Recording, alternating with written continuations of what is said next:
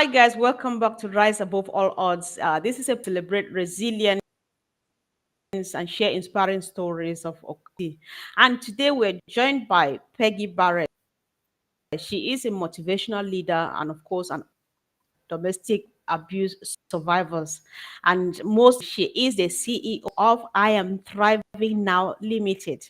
So Peggy has turned her own painful journey into a powerful tool for empowerment, and we are very excited to dive into her story. So Peggy, thank you so much for joining us today.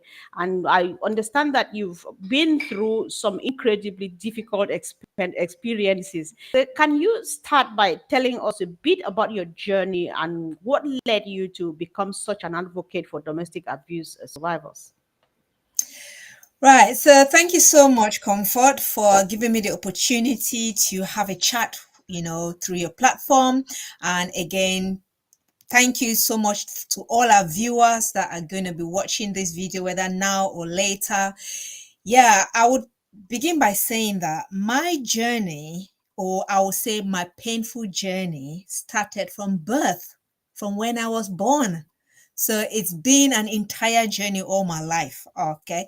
Like I wrote in my book, um, first of all, being born out of wedlock where my mom and dad were not legally married, and then they gave birth to me, there was that stigma of, I know if you're from Cameroon, you've heard of bastard, that bastard child, and you, as a child, growing up as a child where you know that you are a quote unquote a bastard child, that in a way it was a trauma or abuse from the community itself, which of course impacted me from that very, very young age, because you couldn't defend yourself as a child. You couldn't run to mommy and daddy as other children were running to mommy and daddy, to defend them. So I would say my journey, or my painful journey, started from that very, very early age.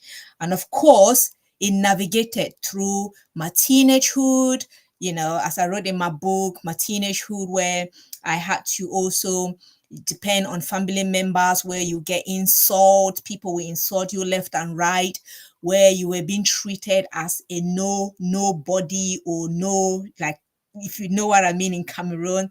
And when you go to maybe relatives' house, especially those wealthy relatives, they usually see you as the servant or the low class person or a low class child. So these are things that back those days people do these things and they feel like it was normal, it was okay to do it, but they don't know the mental trauma they're starting to build in that child's life. It actually start to chip away their confidence, chipping away their identity, their personalities, and of course, as you grow up into your teenage, well, as I grew up into my teenagehood, I didn't have the confidence. And of course, for anybody who have read my story in my book, I ended up with teenage pregnancy, which was again a big taboo within the community. Oh, I got all sort of insult. We moms in the community telling their daughters, no, don't go with her. Oh, look at that one. She went to school, she gained and came back with pregnancy. And what sort of insult that I didn't give? Bad girl. It's a bad girl. It's a bad Yeah. girl. Don't go near her. I don't want you to come back home with Right. pregnancy and da da da. Oh So my God. again, these are all things that made me to just, I had to hit myself in my darkness, in my darkest Yeah. moment. I Mm. couldn't talk. I felt so ashamed to walk my street. I hid my pregnancy, like I always say, I hid my Mm. pregnancy for nearly 6 months. Even my own mom did not know about it. Mm. It's the neighbors that were like, they hinted it, they Yeah. saw it, and they're like, how do you know that your Yeah. daughter was like that? So that is Yeah. the extent to which I had to hide things because of the insult. So again, Oh wow. these are all accumulation of community, more like trauma or more like abuse, so to put it.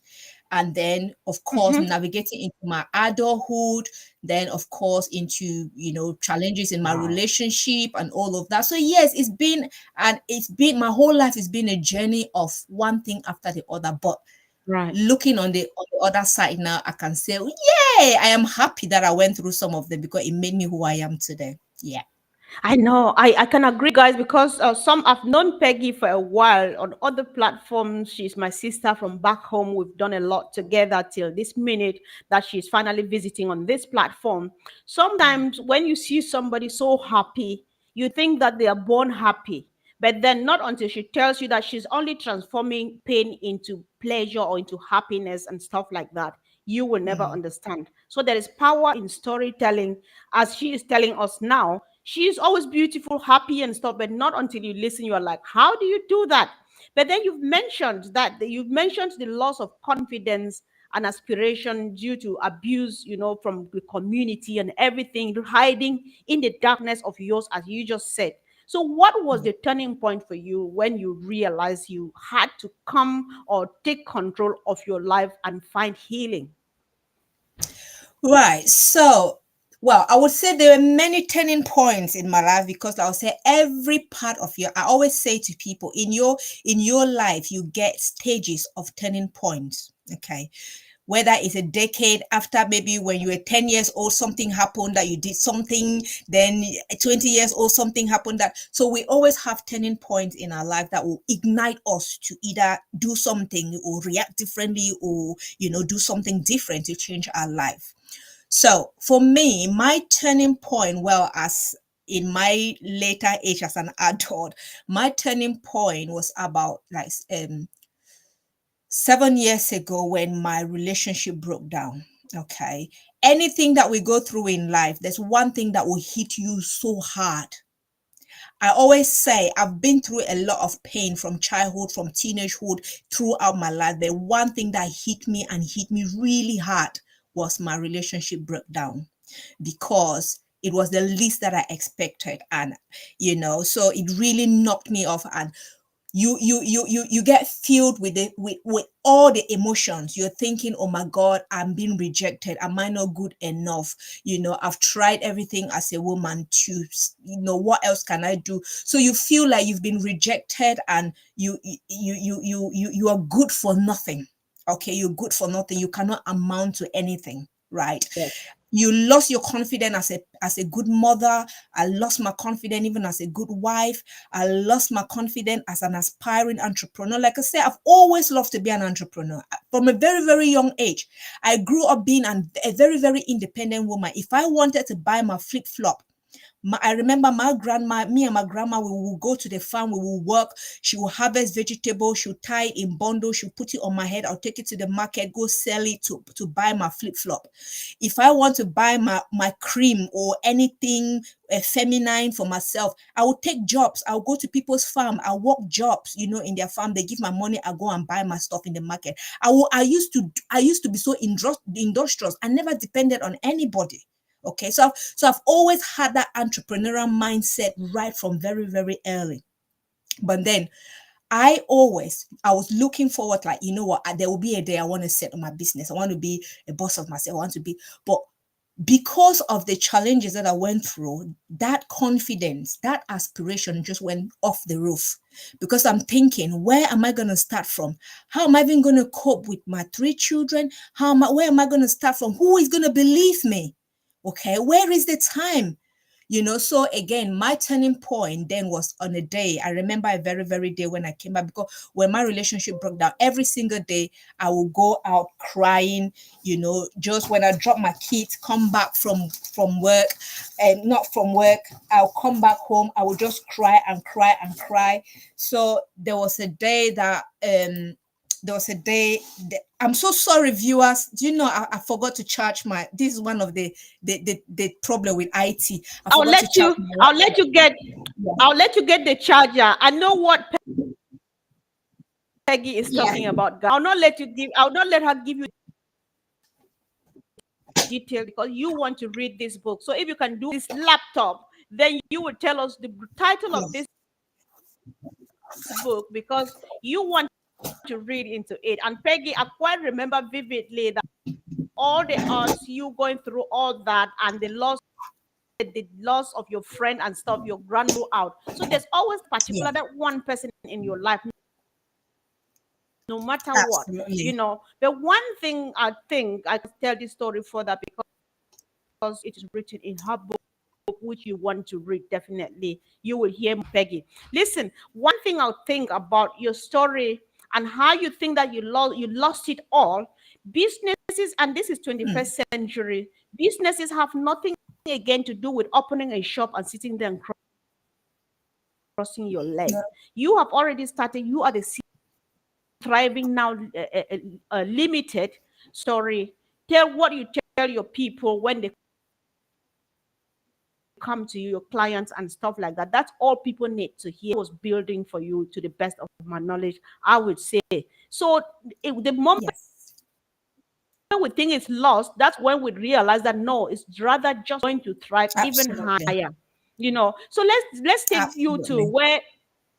where before you start speaking, you would remind us the title of your book. Yeah. But I know that you've, yeah. So tell us a bit about your book first, because they go together. Yeah. Just tell us a bit about the Yeah. title and So stuff, so and my then book, how people can yeah. find So it. my Yeah. Yeah. So great. Thank you. So my book is called I Am Thriving Now, From a Life of Emotional Pain to a Beautiful Life of Freedom, and it's on Amazon. And again, my turning point, you asked me about my turning point. This book was the result of my turning point, because I remember that same day that, like I said, I went to drop off my kids one day, came home, I was crying and crying and crying. And then, that sort of thing, you just heard a voice to say, you know what, why me? I was asking God, why me? Why didn't I die through the pain of my life, which you see the pain, my childhood pain in my book and all of that. And I heard a voice that said, you know what, all what you went through was for a purpose. If you could just see the pain, the gain in your pain, you turn your pain into gain. And from there, it was like a click for me. So I woke up that day, I said, you know what, rather than crying every day, I will do something different. And that, in fact, that became my book. It turned into a book, it turned into programs, it turned into different things that I do today. I don't only do the Arise and Thrive Academy. It was first I'm Thriving Now Limited, but the name has been changed to Arise and Thrive Academy. So All right. apart from that, I Mm-hmm. do Passionate Cleaners Limited again, which we're going to talk about it, because all is about saving women, saving Mm-hmm. survivors of domestic abuse. Yeah. Wow. That is powerful, guys. So while we are watching, whether you're watching us live or later on, we would like you to drop a comment.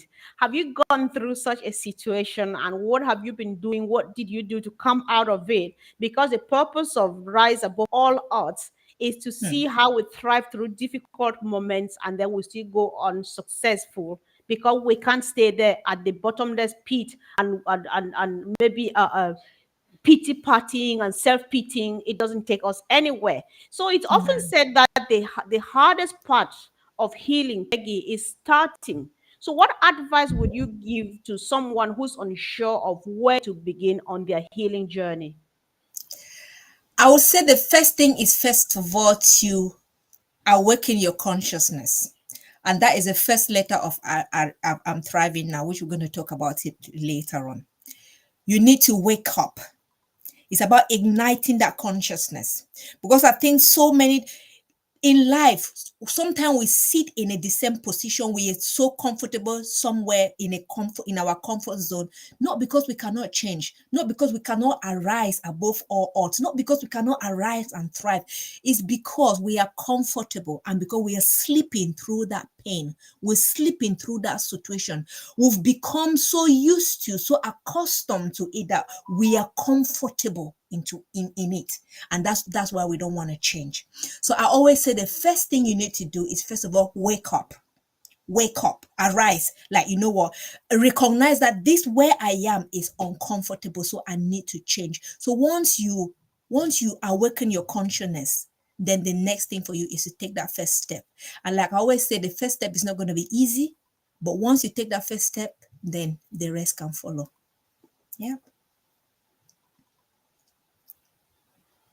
Just powerful, guys. I understand that you've started a YouTube channel as well.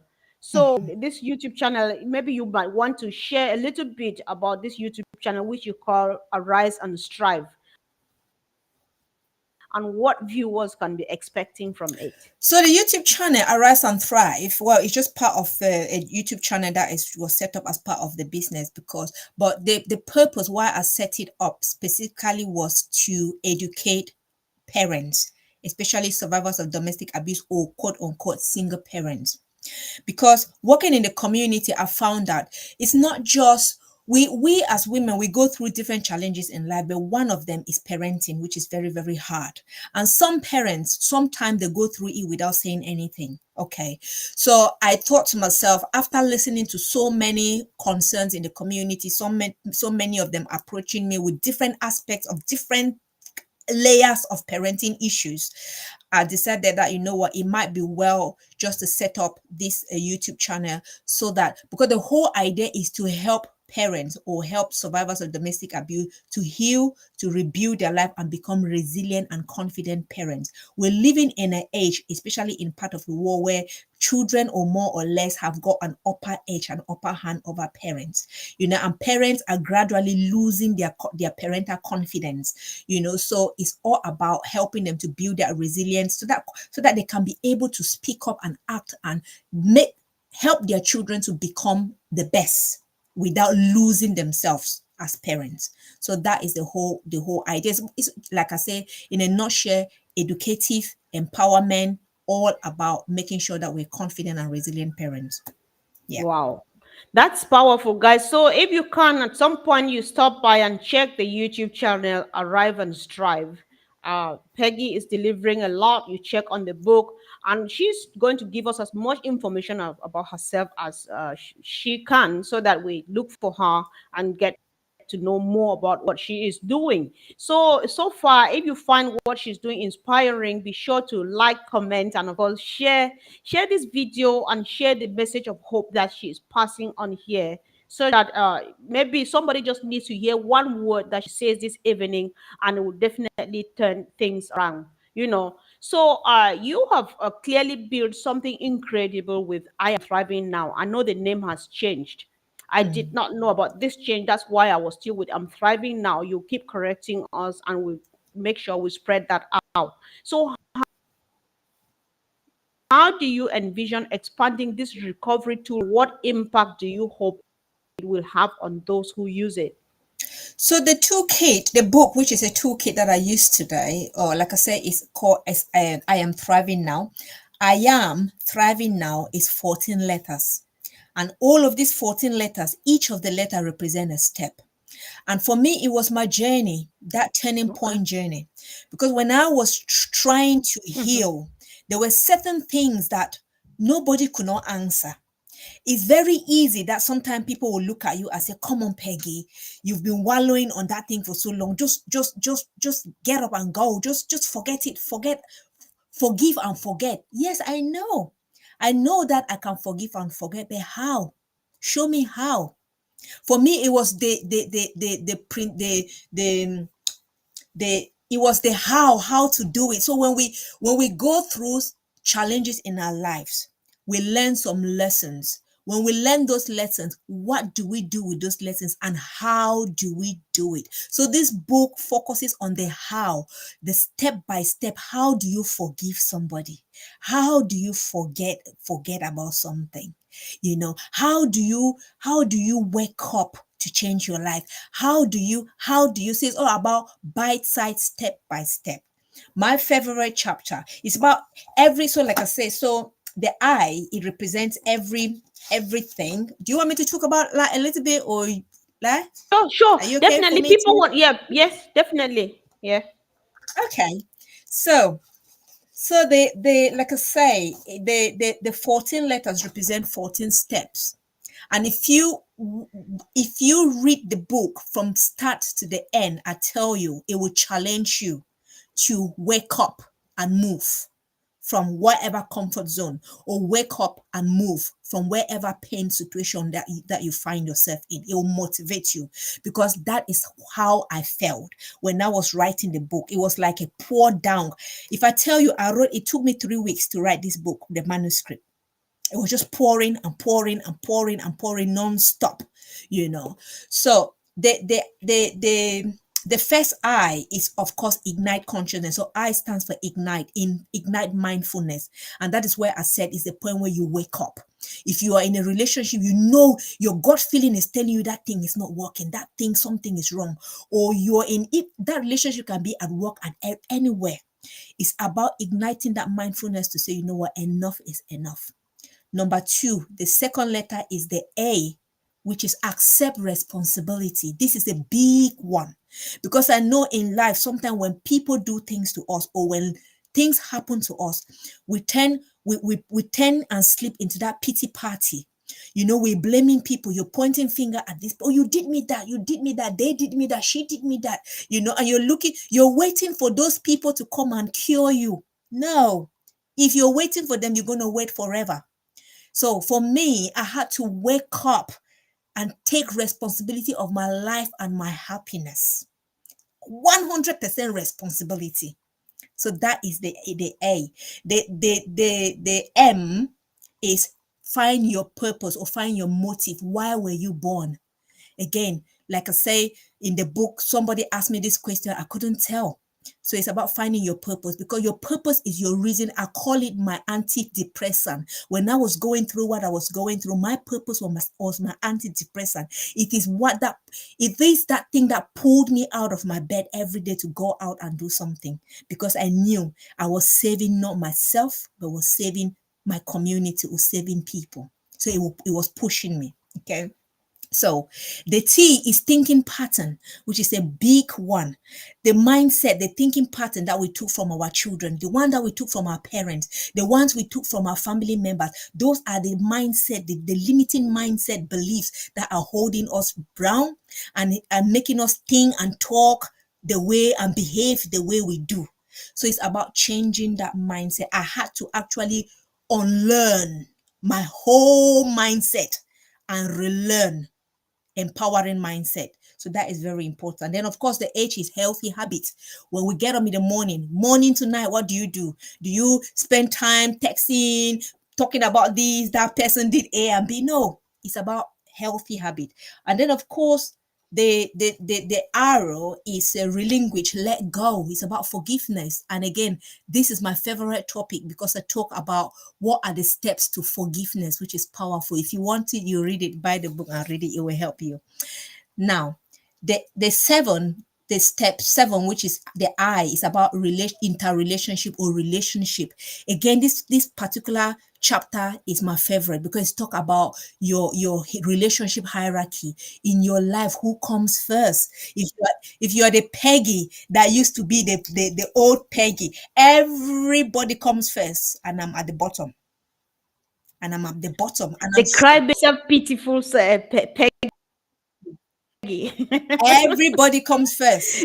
Everyone comes Yeah, first, and I'm at the bottom. I was always running around saving like headless chicken. Make sure I want to satisfy everybody except yeah. myself. So again, it tells you about your You don't go relationship. you don't need to go deep into this because people need to Yeah, buy your book and follow this because yeah, it's a working tool and it's a must have. yeah. It's a I have working read too. So the V, yeah. the book. So Yes. the V, of course, is visualization. I just want to give a shout The out. V is visualization, the M is interrupt your comfort zone, and then the N is note, like take note, progress, record your progress, and then the G is goal setting. The N is no matter what. I love that chapter as well. No Right. matter what, you need to get up and go. Yeah.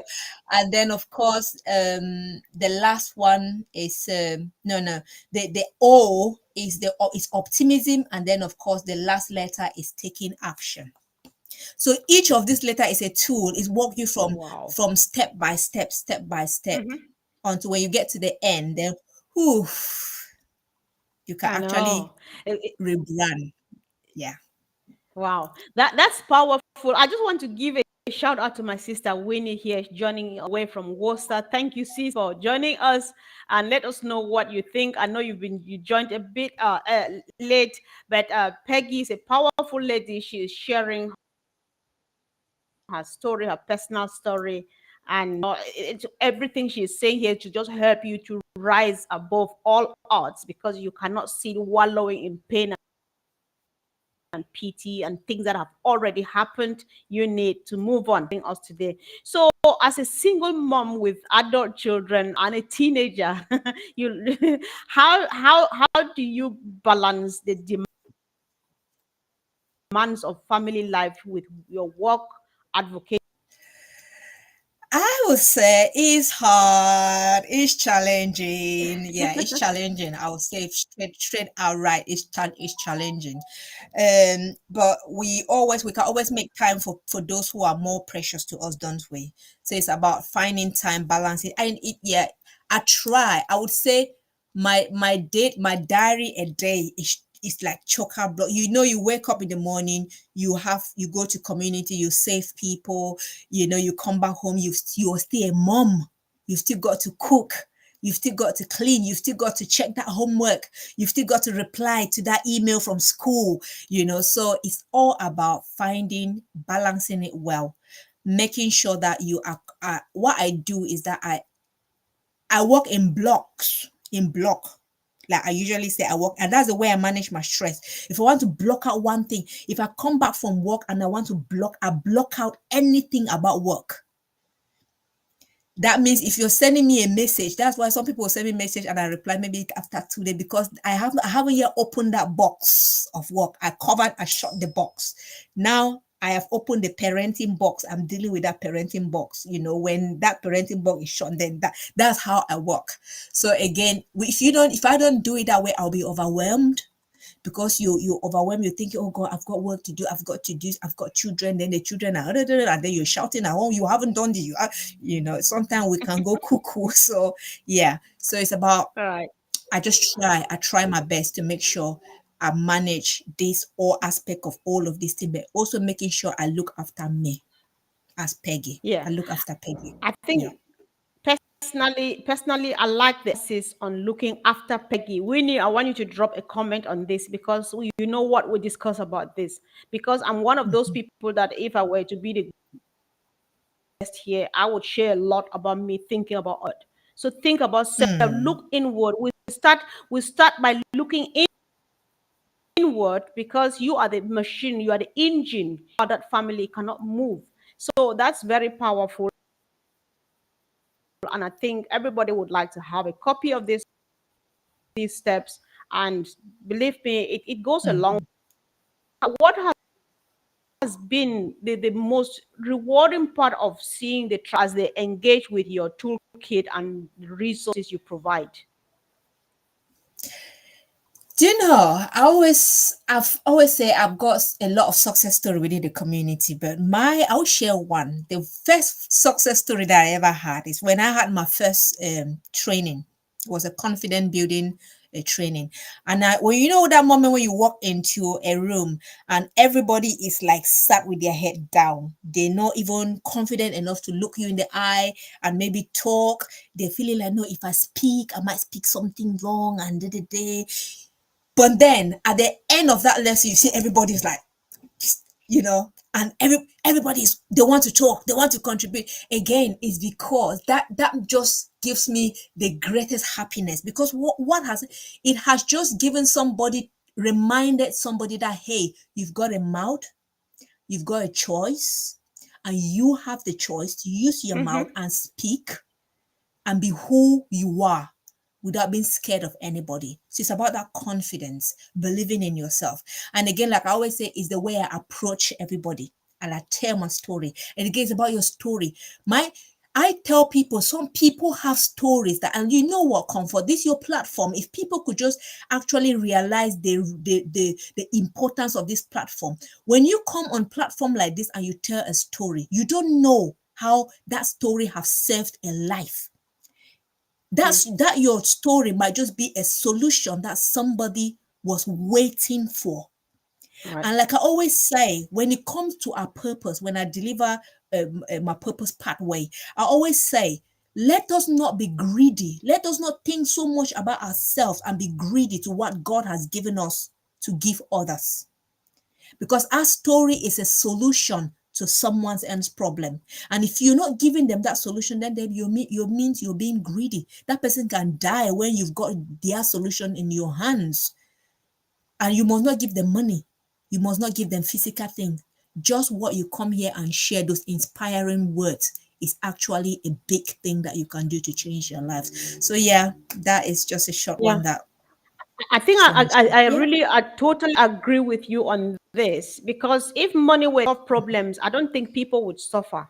Sometimes someone just need that Mm, word, that phrase, that two particular yeah, thing, and I'm happy yeah. that people are beginning to wake up. I them. Sometime I would like to Mm, share this too. Maybe it took me like this long to know that sharing your story as it is mhm, tool of you have yeah, gone through this much. Mind me, you see me smiling and jumping and dancing. That's not how I was born. It just came out. I mhm, pulled myself out of a mess. And this is how to go about it. So it's very important. yeah. You can never underestimate the power of storytelling. Sharing personal stories is one of the Absolutely. most empowering I think I know Yeah, about. So, yeah. Peggy, looking ahead, what's next for Tribe, and how can people get involved in your mission? You are actually a whole part of who you are. You have so much happening. Yeah. So what when you are looking at people, you know what? Yeah. So let us know.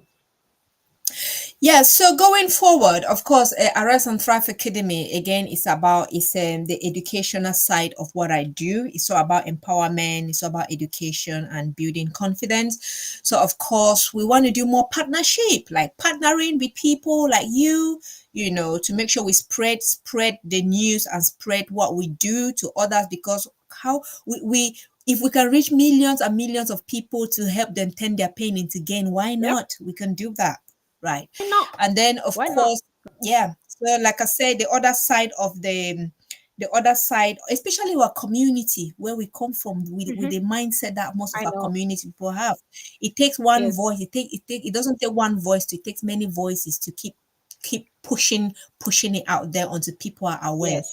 you know. So the other side of what I do, I run a cleaning business, Passionate Cleaners. And again, like I say, the cleaning business was created as a backdrop of what I do. Because when I was working with women in the community, most of them told me that, Peggy, we want to go back to work, but we don't know where to start. We don't know how to do it. We don't have flexible jobs to work around our children and all of that. So as a way, I created Passionate Cleaners, which has done very, very well in the space of 2 years. It's grown, Wow. it's doing really well. So again, it's Hmm. about giving survivors of domestic abuse the financial independence. You know, we got males and females, you know, all. So we help them to give them that financial independence so that they can walk around their children, because there is nothing as beautiful as going to work, earning your own money from your own pocket, buying what you want to buy in without begging from somebody who is going to turn around and insult you by giving you that thing. Right. Okay, so that is the whole purpose. So yeah, so it's all about grow. We just want to grow. We just want to get more networks as possible and just grow. Yeah. But networking is but that one is totally absent within our African community. I don't want to be a bit too personal, but it's still lacking. The moment we discover that group, then we are really going to have the capabilities, we have the potential, but no man is an island. I can do this thing and then you other one, and you not until we come together and put the puzzle to get peace, the growth will not Mhm. self. But I think it's a growth. The growth thing is a growth in progress, and I think that hopefully someone must start. Absolutely. We have started. Others have to join in. So Peggy, what would you say to someone who feels stances they are unsure of to turn their pain into purpose, like you have done? Yeah, I will always say the first thing, like I say, wake up. Wake up. Come to that point where you say enough is enough. Because you know what? I always say you can sleep. Nobody is going to come and rescue us or rescue you. No one is going to come and rescue you. You alone in that pain, you wear the shoes. You know where it pinches. People from outside may just sympathize with you, but you alone knows exactly how that pain pinches you. And until you come to a point where you say, you know what, I've had enough of this, until you come to that point where you say enough is enough, then you're not going to make that first step. And like I always say, the first step is not going to be easy, but you've got to, because if you don't make that first step, then you're stuck. So, and whatever thing you're going through, I'm just speaking now as a domestic abuse practitioner, whatever thing you are going through right now, one thing I just want to let you know is not your fault. It is not your fault. So do not blame yourself for it.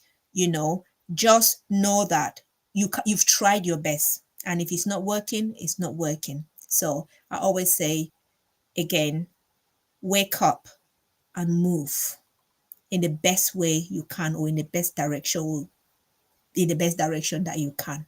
But at the end of the day, it's your personal decision. We've got the choice. If we want to change, we can. If we don't want to change, we can. Yeah.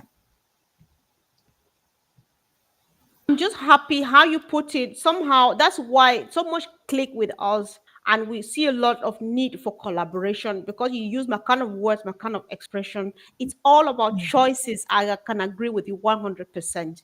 You Yeah. choose whether to sit there and remain in there because you have hit the rock bottom. You think that is comfortable. You just want to be there and then wallow in self pity and say, "Oh, I'm here. Hmm. Nobody's helping me out." You need to find your way out. So you choose whatever you choose, whether to come out or to remain there. Either way is right. Somebody says that either way is right because it's if it's fine for you, stay down there. If you think that you want to come out of the rock bottom, come out. I know at the very beginning you said you have had many turning points in your life. That is true. I Hmm. think we all do have because Hmm. you hit the rock bottom this minute and you think that this is the worst that has ever happened. Then what Hmm. do? It leads you to a turning point. You say, all right, I go back to the drawing board, I turn around. Before you know Hmm. it, you find yourself at the rock bottom again. You want to get another turning point. You Yeah. never stay there. So, Yeah. Peggy, I think this has been a wonderful, powerful discussion from you, which I would like this chat to go really far and wide because people need to hear this.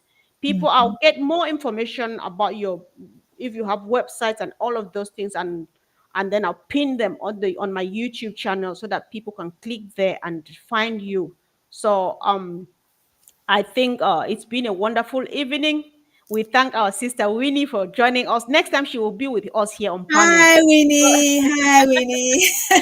Yes. Guys, again, thank you so much. We thank Peggy for sharing her incredible journey with insight with us today. And if you were inspired by her story, be sure to subscribe, share, and join the Rise Above All Odds community because together we can rise above all odds. Together we can arise and strive. Together we can conquer self pity. Together we can go through the difficulties and get resilient and then still shine again. It's never dark forever until you choose to do so. So thank you, Peggy. Thank you, Sister Winnie, for joining. Thank you, anybody else who would watch and drop a comment of encouragement. And see Okay. you next time. Thank you. See you. Thanks. Thanks. Bye. Bye, guys.